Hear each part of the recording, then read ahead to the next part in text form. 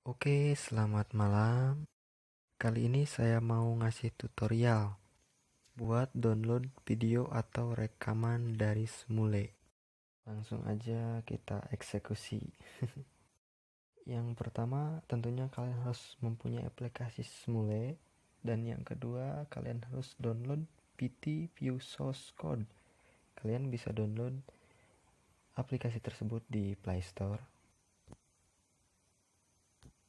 Karena saya udah punya atau udah download, ya kita langsung saja buka aplikasi SMuLe kalian, dan ini ID SMuLe saya jika kalian mau follow-followan. Oke.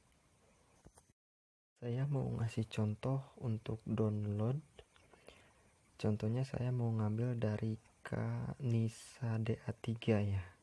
Nisa DA3, mungkin kalian ada yang tahu.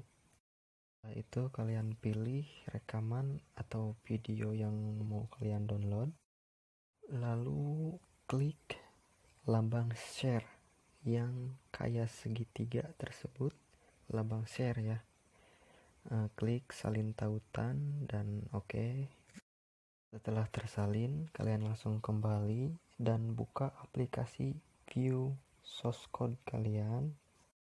Di sini kalian tempel tautan yang sudah tersalin dari SMuLe yang tadi, lalu klik oke.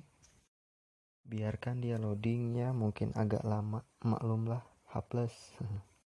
Nah, sudah terbuka. Mungkin kalian bingung soalnya di sini banyak kode HTML. Ya, yang ngerti PHP apalah, mungkin kalian juga ngerti. Pilih aja titik 3 di atas kanan, lalu search atau searching. Ketikan 435.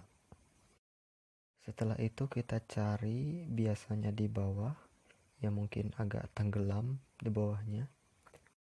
Biasanya berada di nomor 424. Nah, 424. Itu dia 424 yang saya tekan-tekan. Mungkin kalian kelihatan. Dan langsung aja kita klik, biarkan dia loading lagi. Setelah itu kita pilih, terserah pilih yang mana. Saya biasanya memakai Uco browser. Biarkan dia loading lagi. Setelah loading, biasanya dia langsung ada klik unduh. Nah, kita langsung aja unduh.